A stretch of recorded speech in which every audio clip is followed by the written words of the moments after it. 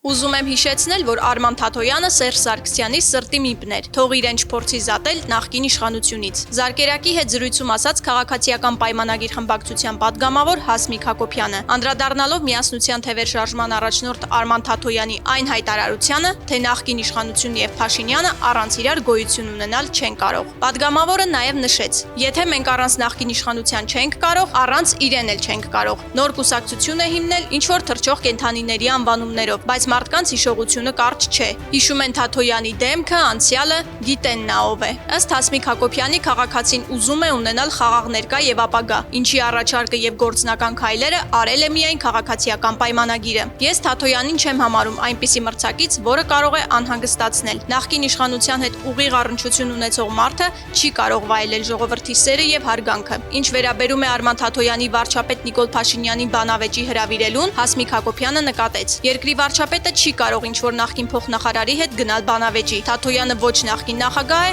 ոչ նախկին վարչապետ։